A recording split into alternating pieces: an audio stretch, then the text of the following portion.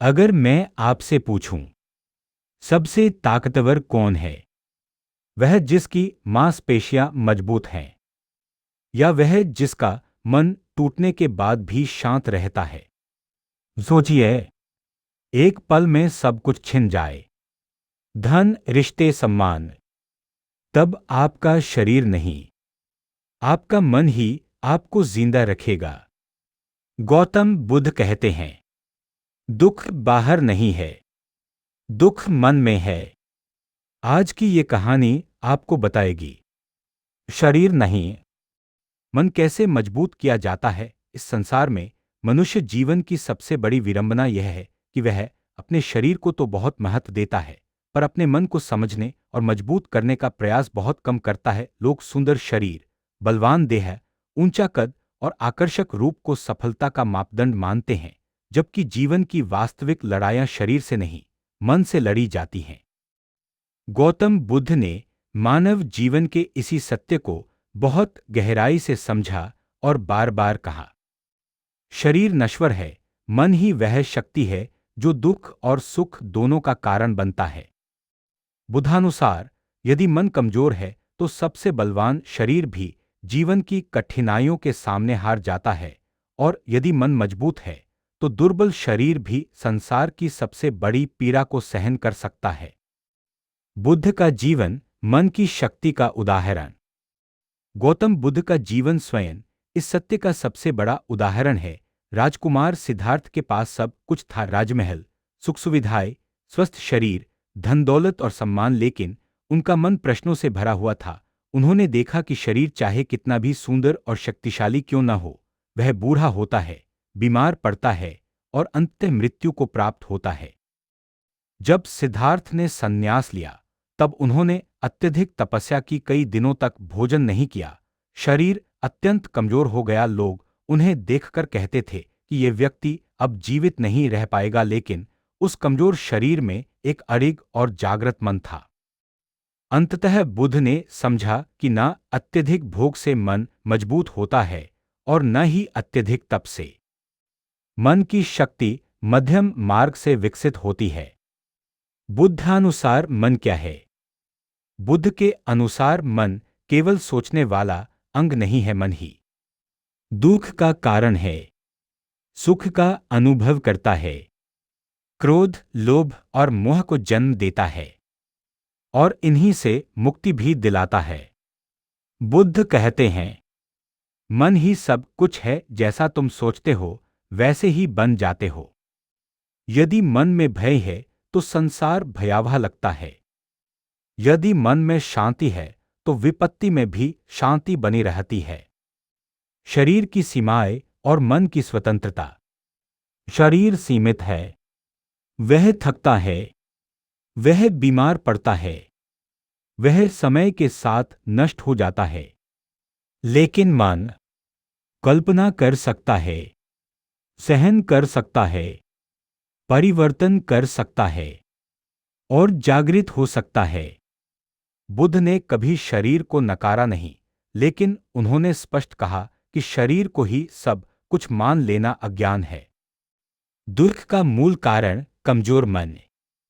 बुद्ध के 4 आर्य सत्य हमें बताते हैं कि संसार में दुख है, दुख का कारण तृष्णा है, दुख का निरोध संभव है, दुख निरोध का मार्ग अष्टांगिक मार्ग है। यह तृष्णा कहाँ उत्पन्न होती है? मन में।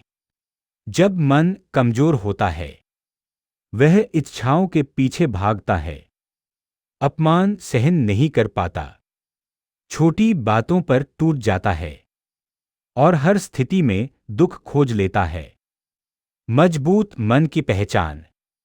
बुद्धानुसार मजबूत मन वह है जो सुख में अहंकार नहीं करता, दुख में टूटता नहीं, प्रशंसा में बहकता नहीं, निंदा में विचलित नहीं होता, परिस्थितियों को स्वीकार करता है। ऐसा मन ही वास्तविक स्वतंत्रता को प्राप्त करता है। क्रोध और मन की कमजोरी। बुद्ध ने क्रोध को सबसे बड़ा शत्रु बताया। क्रोध शरीर की नहीं, मन की बीमारी है। वे कहते हैं, क्रोध को पालना, जलते हुए अंगारे को दूसरे पर फेंकने की नीयत से अपने हाथ में पकड़े रहना है, पहले स्वयं जलते हो। मजबूत मन क्रोध को देखता है, पहचानता है और उसे जाने देता है। कमजोर मन क्रोध बन जाता है। ध्यान मन को मजबूत करने का मार्ग। बुद्ध ने मन को मजबूत करने के लिए ध्यान, मेडिटेशन का मार्ग दिया। ध्यान का अर्थ है मन को वर्तमान में लाना, विचारों को दबाना नहीं, समझना, भावनाओं से लड़ना नहीं, उन्हें देखना। जब मन को देखा जाता है तो उसकी चंचलता धीरे धीरे शांत होने लगती है। अष्टांगिक मार्ग और मानसिक शक्ति। बुद्ध का अष्टांगिक मार्ग मन को मजबूत करने की संपूर्ण प्रणाली है। सम्यक दृष्टि, सम्यक संकल्प, सम्यक वाणी, सम्यक कर्म, सम्यक आजीविका, सम्यक प्रयास, सम्यक स्मृति, सम्यक समाधि। यह मार्ग सिखाता है कि बाहरी सुधार से पहले आंतरिक सुधार आवश्यक है। आज के समय में बुद्ध का संदेश। आज का मनुष्य शरीर को सजाता है, मन को अनदेखा करता है, बाहर से हंसता है, भीतर से टूटता है। डिप्रेशन, चिंता, भय ये सब कमजोर मन के लक्षण हैं, न कि कमजोर शरीर के। बुद्ध का संदेश आज भी उतना ही प्रासंगिक है। अपने मन को जानो, वही तुम्हें मुक्त करेगा। निष्कर्ष। बुद्धानुसार जीवन की वास्तविक शक्ति शरीर में नहीं, मन में है। शरीर साधन है, साध्य नहीं। मन यदि जागृत है तो जीवन सरल हो जाता है। मन यदि सोया हुआ है तो सुख भी दुख बन जाता है। अतः ही शरीर की देखभाल करो, लेकिन मन को प्राथमिकता दो। इच्छाओं को नहीं, जागरूकता को बढ़ाओ। यही बुद्ध का मार्ग है। यही वास्तविक मजबूती है। मन की कमजोरी से जन्म लेता संसार का भय। बुद्धानुसार मन जब अस्थिर होता है तभी भय जन्म लेता है। मनुष्य मृत्यु से नहीं डरता, वह अज्ञात से डरता है। शरीर मृत्यु को स्वीकार कर लेता है, लेकिन मन उसे अस्वीकार करता है। यही अस्वीकार ही पीड़ा बन जाती है। बुद्ध कहते हैं, जो बदलने योग्य है उसे पकड़कर रखना ही दुख है। मन कमजोर होता है तो वह हर चीज को स्थायी मान लेता है, रिश्ते, पद, धन, शरीर, और जब ये बदलते हैं तब वही मन टूट जाता है। इच्छा नहीं, आसक्ति समस्या है। बुद्ध ने कभी यह नहीं कहा कि इच्छा रखना गलत है, उन्होंने कहा कि आसक्ति दुख का कारण है। इच्छा कहती है मिले तो ठीक, ना मिले तो भी ठीक। आसक्ति कहती है यह मुझे हर हाल में चाहिए। कमजोर मन हर इच्छा को जरूरत बना लेता है। मजबूत मन जरूरत और लालच में अंतर जानता है। सहनशीलता मजबूत मन की असली पहचान। बुद्ध के अनुसार जो व्यक्ति सहन कर सकता है वही वास्तव में शक्तिशाली है। यह सहनशीलता कमजोरी नहीं, आंतरिक साहस है। उन्होंने कहा, 1000 युद्धों में जीतने से बड़ा है स्वयं पर विजय पाना। जो व्यक्ति अपमान सह ले, असफलता को स्वीकार कर ले और पीड़ा में भी विवेक न खोए, वही सच्चा विजेता है। मौन, चुप्पी और मानसिक शक्ति। बुद्ध के जीवन में मौन का विशेष स्थान था। मौन केवल बोलना बंद करना नहीं, बल्कि मन की व्यर्थ प्रतिक्रियाओं को रोकना है। आज मनुष्य हर बात पर प्रतिक्रिया देता है, हर टिप्पणी को दिल पर लेता है, हर आलोचना से आहत हो जाता है। यह सब कमजोर मन के संकेत हैं। मजबूत मन प्रतिक्रिया नहीं देता, वह उत्तर देता है सोच समझकर। मन और कर्म का संबंध। बुद्धानुसार कर्म केवल बाहरी क्रिया नहीं है, बल्कि मन की अवस्था है। क्रोध से किया गया अच्छा काम भी कर्म बन जाता है। करुणा से किया गया छोटा काम भी पुण्य बन जाता है। मन जैसा होता है, कर्म वैसा ही फल देता है। करुणा मजबूत मन का उच्चतम रूप। अक्सर लोग करुणा को भावुकता समझ लेते हैं, लेकिन बुद्ध के अनुसार करुणा अत्यंत मजबूत मन से उत्पन्न होती है। कमजोर मन बदला चाहता है, दंड चाहता है, दूसरों को गिराकर स्वयं ऊंचा होना चाहता है। मजबूत मन समझता है, क्षमा करता है और दूसरों के दुख को देख सकता है। क्षमा स्वयं को मुक्त करने की कला। बुद्ध कहते हैं, जिसे तुम क्षमा नहीं करते उसे नहीं स्वयं को बांधते हो। क्षमा का अर्थ यह नहीं कि अन्याय सही है। क्षमा का अर्थ है अपने मन को जहर से मुक्त करना। एकाग्रता और मन की स्थिरता। मन की चंचलता ही दुख का बड़ा कारण है। बुद्ध ने सम्यक स्मृति और सम्यक समाधि द्वारा मन को स्थिर करने का मार्ग दिखाया। जब मन वर्तमान में टिक जाता है, पछतावा कम होता है, चिंता घटती है और शांति स्वाभाविक बन जाती है। मृत्युबोध और मजबूत मन। बुद्ध ने मृत्यु को डराने वाली नहीं, जगाने वाली सच्चाई बताया। जो व्यक्ति मृत्यु को समझ लेता है, वह जीवन को गहराई से जीता है, छोटी बातों में उलझता नहीं और अहंकार छोड़ देता है। मृत्युबोध मन को मजबूत करता है, भय को नहीं। संसार में रहते हुए मुक्त होना। बुद्धानुसार मुक्ति का अर्थ जंगल जाना नहीं, बल्कि मन के बंधनों से मुक्त होना है। आप घर में रहकर भी मुक्त हो सकते हैं और वन में जाकर भी बंधे रह सकते हैं यदि मन कमजोर है। आज के युग में बुद्ध की शिक्षा। आज का युग शरीर को बाजार बना चुका है। सुंदरता बिकती है, ताकत दिखाई जाती है, लेकिन मन टूट रहा है। बुद्ध का मार्ग आज के मनुष्य के लिए और भी आवश्यक है। अंतिम निष्कर्ष।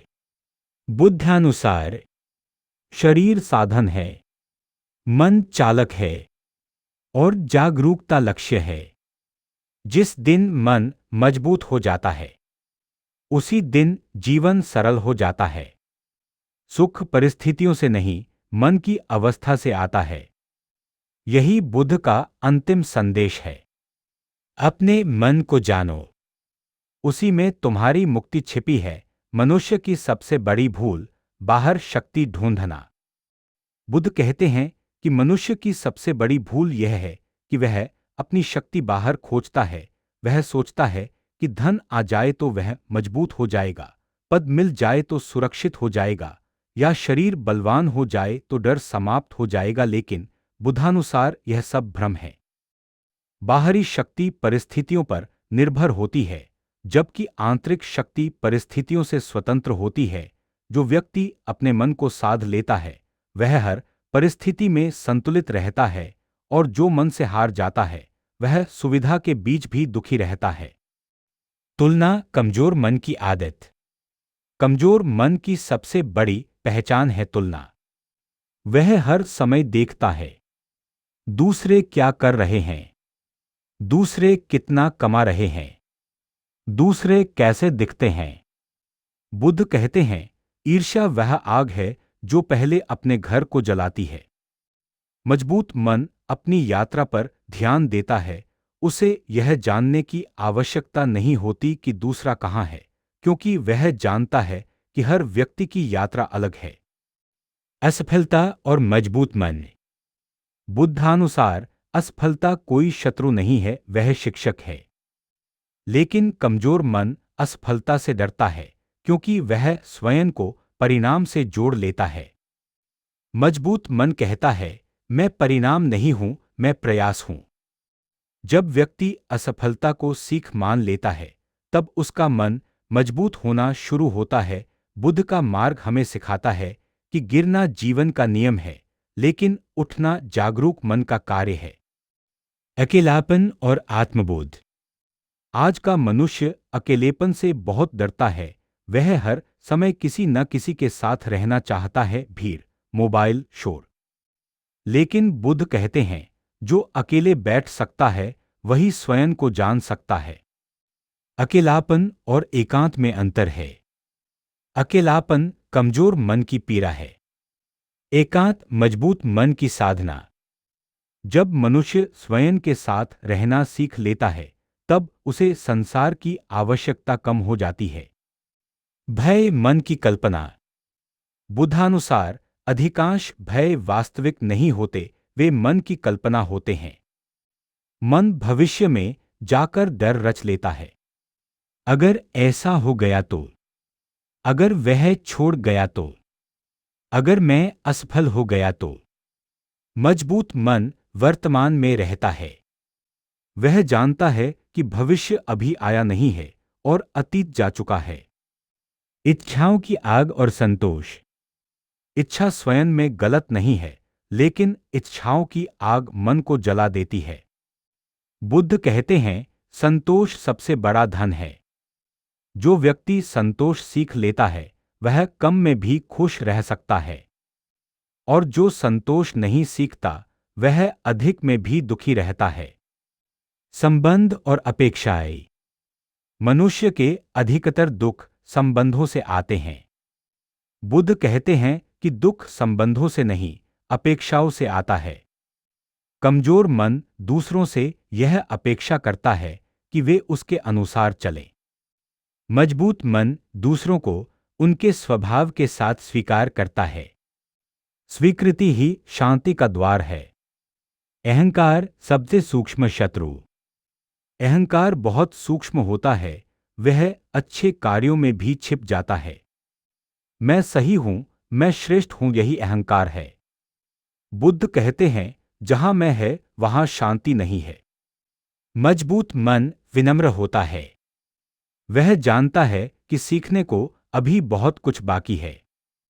दुख से भागना नहीं, उसे समझना।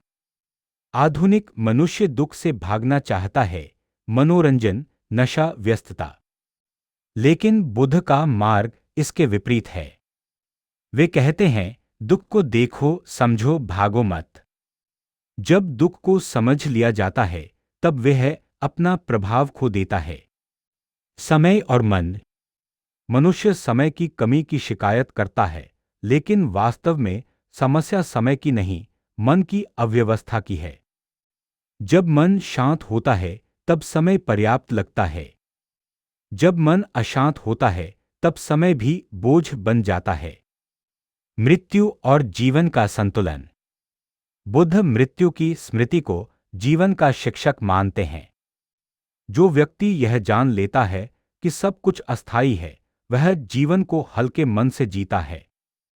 मृत्यु का बोध मन को गंभीर नहीं, सचेत बनाता है। स्वतंत्रता का अर्थ। बुद्धानुसार स्वतंत्रता का अर्थ मनमानी नहीं है। स्वतंत्रता का अर्थ है मन की गुलामी से मुक्ति। जब मन इच्छाओं, भय और अहंकार से मुक्त हो जाता है, तब व्यक्ति वास्तव में स्वतंत्र होता है। साधारण जीवन, असाधारण मन। बुद्ध का मार्ग दिखावटी नहीं है। वे साधारण जीवन, जागरूक मन और करुणामय दृष्टि सिखाते हैं।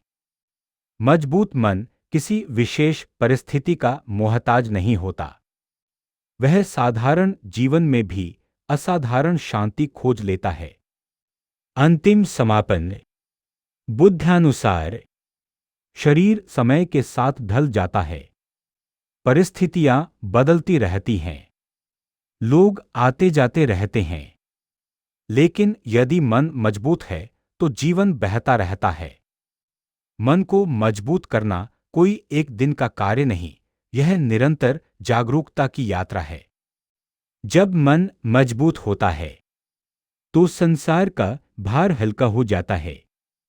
यही बुद्ध का शाश्वत संदेश है, याद रखिए। शरीर समय के साथ थक जाता है, लेकिन अगर मन मजबूत हो जाए, तो जीवन कभी हार नहीं सकता। गौतम बुद्ध कहते हैं, अपने मन को जीत लो, दुनिया अपने आप शांत हो जाएगी। आज अगर इस बात ने आपके मन को छुआ हो तो इसे सिर्फ सुनिए मत, इसे जीना शुरू कीजिए, क्योंकि असली शक्ति बाहों में नहीं, जागृत मन में होती है।